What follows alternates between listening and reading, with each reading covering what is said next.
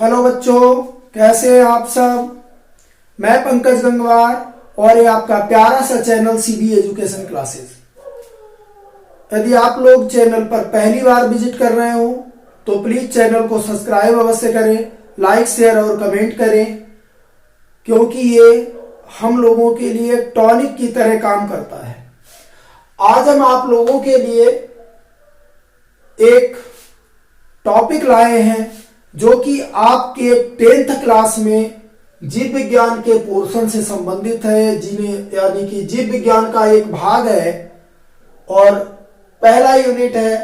तो यूनिट का नाम है लाइफ प्रोसेस या जैव प्रक्रम।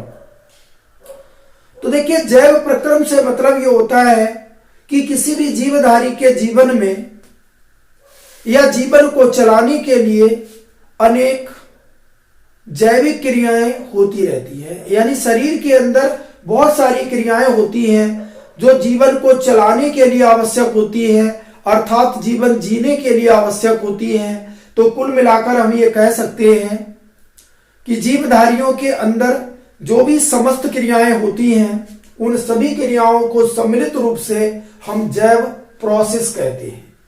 लेकिन सबसे पहले हमें यहां ये जान लेना जरूरी होता है कि सजीव कौन से हैं, निर्जीव कौन से हैं, और एक तीसरी कैटेगरी पदार्थों की और होती है या ऑर्गेनिज्म की और होती है जिन्हें हम मृत कह सकते हैं। कभी कभी हम लोग बहुत छोटी छोटी गलतियां कर जाते हैं क्योंकि कुछ चीजों को हम लोग समझ नहीं पाते हैं। जैसे मान लीजिए, जैव प्रक्रम पर बढ़ने से पहले हम बात करते हैं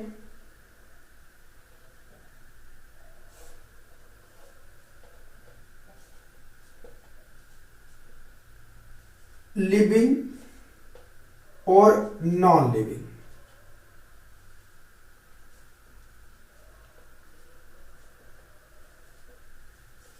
लिविंग और नॉन लिविंग। देखिए, लिविंग से तात्पर्य होता है कि वे सभी प्राणी या पदार्थ या वस्तुएं जिनमें जीवन संबंधी क्रियाएं होती रहती हैं, यानी जीवन के लक्षण पाए जाते हैं, वो जीवित प्राणी कहलाते हैं। उनको हम जीवित कह सकते हैं। और जिनमें जीवन संबंधी क्रियाएं नहीं होती हैं उनको हम नॉन लिविंग कहेंगे या निर्जीव कहेंगे। तो निर्जीव जिनमें जीवन नहीं है या जीवन संबंधी क्रियाएं नहीं है वो निर्जीव है, और जिनमें जीवन संबंधी क्रियाएं होती हैं वो सजीव है।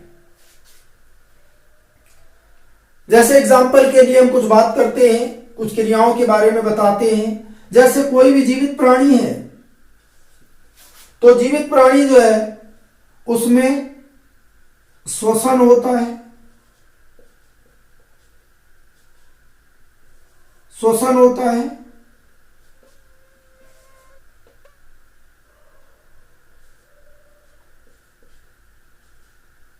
गमन या गति होती है,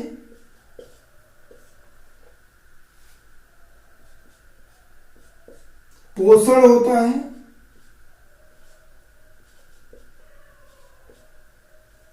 पोषण होता है,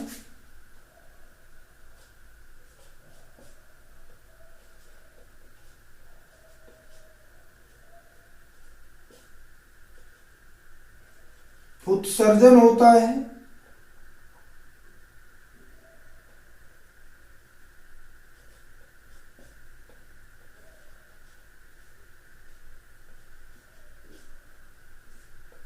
वृद्धि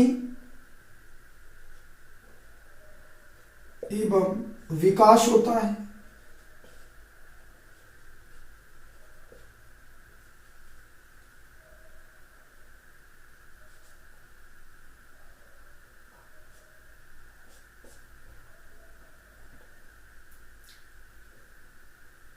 जनन होता है,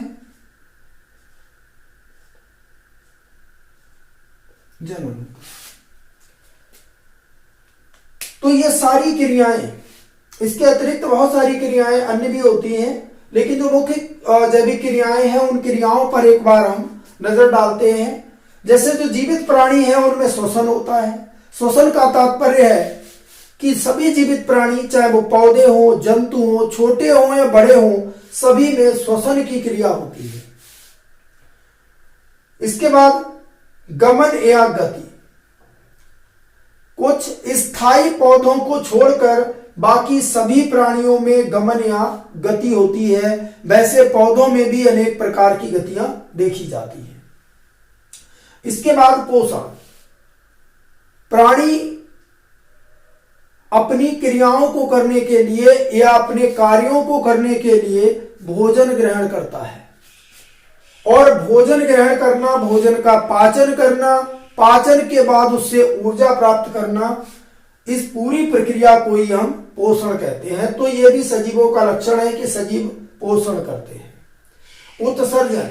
पोषण के पश्चात शरीर में कुछ ऐसे पदार्थ भी होते हैं कि जिन्हें बाद में शरीर से कुछ क्रियाओं के द्वारा बाहर निकाल दिया जाता है, यानी जो वर्ज्य पदार्थ होते हैं जिनका कोई यूज नहीं रह जाता है, शरीर के लिए कोई उपयोग नहीं रह जाता है, तो ऐसे अनुपयोगी पदार्थों को जो बाहर निकालने की प्रक्रिया है उसी को उत्सर्जन कहते हैं।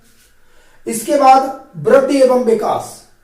जो जीवित प्राणी होते हैं उनमें वृद्धि और विकास भी होता है, मतलब वृद्धि भी होती है और विकास भी होता है। वृद्धि और विकास में थोड़ा अंतर है।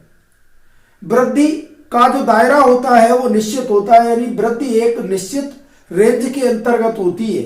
जैसे आकार में वृद्धि है, लंबाई में वृद्धि हो गई, चौड़ाई में वृद्धि हो गई, तो ये इस तरह की वृद्धि होती है।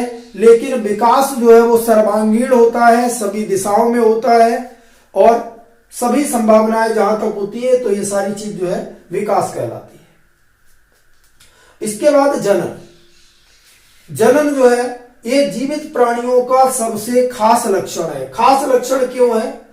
क्योंकि हम ये सारे लक्षण आप लोगों को निर्जीवों में भी बता सकते हैं, लेकिन ये एक ऐसा लक्षण है जनन जो निर्जीवों में नहीं होता है। जनन से तात्पर्य है यह वह क्रिया है जिसके द्वारा कोई भी जीवित प्राणी अपनी वंशवृद्धि करता है।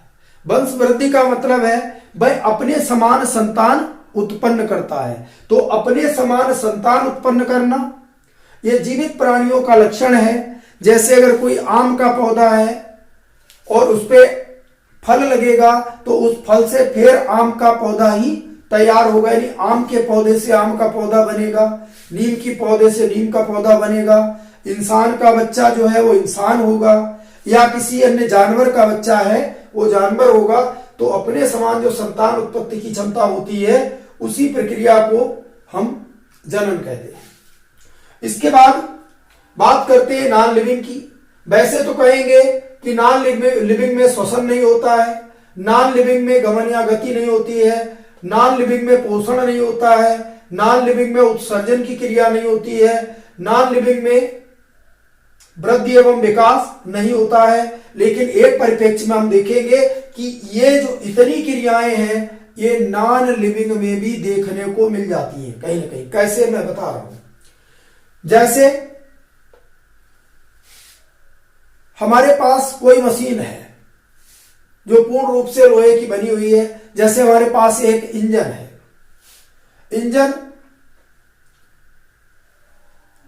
में किसी भी ईंधन का उपयोग होता है, चाहे वो पेट्रोल का हो या डीजल इंजन हो। तो पेट्रोल या डीजल इंजन जो भी है, इन इंजन में जिस ईंधन का उपयोग होता है, यानी वो काम करने के लिए डीजल का उपयोग अपने लिए करता है। तो जब वो डीजल का उपयोग अपने लिए इनहेल करता है, उसमें देना पड़ता है, तो वही उसका हम पोषण मान सकते हैं। भाई बिना डीजल के डीजल का इंजन नहीं चलेगा, जैसे हम लोगों का शरीर बिना भोजन के नहीं चलेगा। तो बिना भोजन के यानी बिना डीजल के वो काम नहीं करेगा, तो उसे भी पोषण की आवश्यकता है। अगर दूसरी तरह से हम देखें, जिस तरह से भोजन को पचाने के लिए श्वसन क्रिया होती है, यानी ऑक्सीजन के द्वारा भोजन का विघटन होता है, उसी प्रकार से इस डीजल इंजन में डीजल को जलाने के लिए भी ऑक्सीजन की आवश्यकता होती है। इसीलिए प्रत्येक इंजन में कहीं न कहीं एयर फिल्टर, एयर क्लीनर, इन चीजों की आवश्यकता होती है, क्योंकि शुद्ध ऑक्सीजन वहां भी जरूरत होती है। गमन या गति, गमन या गति ये भी निर्जीवों में देखने को मिलती है। मोटरसाइकिल है, हम लोगों से ज्यादा तेज चलती है, लेकिन फिर भी हम उसे जीवित नहीं कह सकते हैं, क्योंकि उसमें ऑटोनॉमस गति नहीं होती है, उसको दूसरा चलाता है। सजीवों में गति स्वयं होती है, वो उनका एक इंटरनल अपना कैरेक्टर है, इसकी वजह से गति होती है। लेकिन ये जो चीजें हैं, ये निर्जीव पदार्थों से इनका निर्माण होता है, और निर्जीव पदार्थों से बनने के बाद ये दूसरी जीवित वस्तुओं के प्रभाव में गति करती हैं। इसके बाद उत्सर्जन, जब ये इंजन ईंधन का उपयोग करते हैं यानी पोषण करते हैं, तो इनमें उत्सर्जन, जो धुआं वगैरह निकलता है, वो धुआं उनसे बाहर उत्सर्जित होता है, वो उनके लिए वर्ज्य पदार्थ है। वृद्धि एवं विकास, जैसे मिट्टी का टीला है, धीरे धीरे आप उस पे लोग जो है मिट्टी बढ़ाते चले जाते हैं, उसमें वृद्धि हो जाती है, उसकी ऊंचाई बढ़ जाती है। किसी व्यक्ति का भवन पहले 1 मंजिल था, फिर 2 मंजिल हो गया, तो आपको उसमें जान आ गई। उसमें जान नहीं आ गई, क्योंकि उसमें वृद्धि जो है अपने आप से नहीं हुई है, उसमें वृद्धि करवाई गई है। तो सजीवों में ये सारे लक्षण जो है, ये उनकी बॉडी के, उनके शरीर के स्वयं के लक्षण होते हैं, जबकि निर्जीवों में ये लक्षण जो है दूसरों के द्वारा जनरेट किए गए, दूसरों के द्वारा उत्पन्न किए गए होते हैं। और सबसे खास अंतर जीवों का भी मैंने आपको बताया कि जनन होता है, जनन के द्वारा प्रत्येक प्राणी अपने समान संतान उत्पन्न करता है, यानी अपनी पूरी जनरेशन को आगे बढ़ाता है। यह लक्षण नॉन लिविंग में कहीं भी देखने को नहीं मिलता है, क्योंकि आप लोगों ने कभी ऐसा नहीं सुना होगा कि भाई किसी के घर में एक मोटरसाइकिल है, अगले दिन उसके घर में दूसरी मोटरसाइकिल पैदा हो गई अपने आप। तो ऐसा कहीं कुछ भी नहीं होता है। तो किसी भी निर्जीव वस्तु से दूसरी निर्जीव वस्तु का स्वयं निर्माण नहीं हो सकता, कि ये क्षमता बिल्कुल ही नहीं होती है। तो इस प्रकार से हम लिविंग और नॉन लिविंग में डिफरेंस देख सकते हैं। अब इसके बाद एक चीज और आती है, एक अन्य कैटेगरी है जो हो जाती है डेड।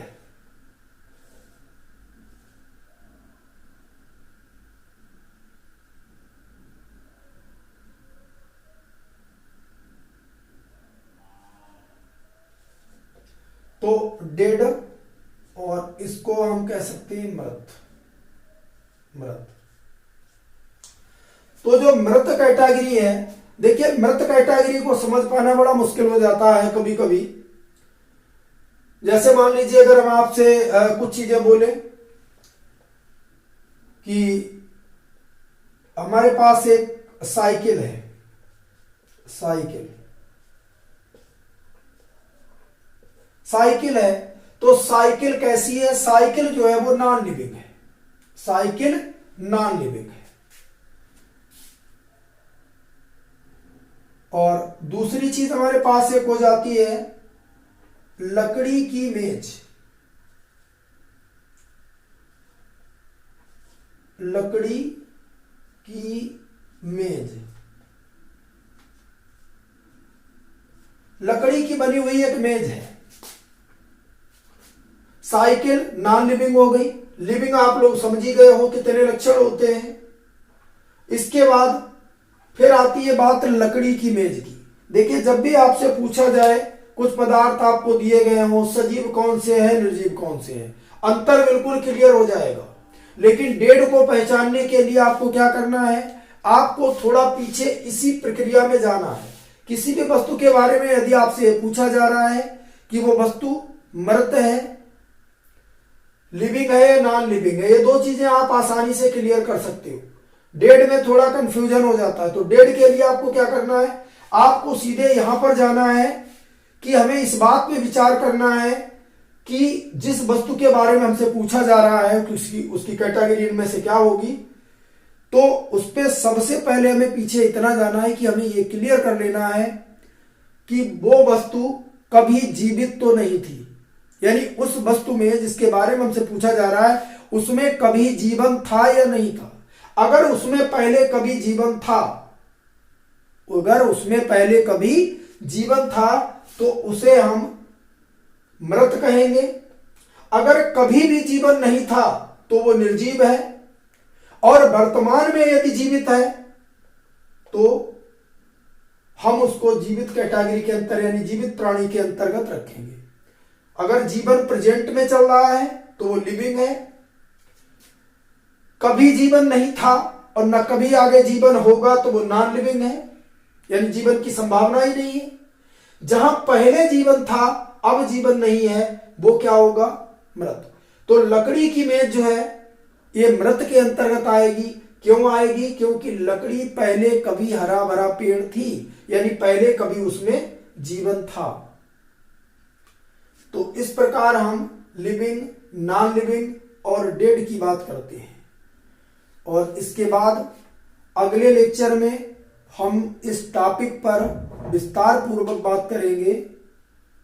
इसी के साथ आज का ये टॉपिक मैं यही समाप्त करता हूं। धन्यवाद।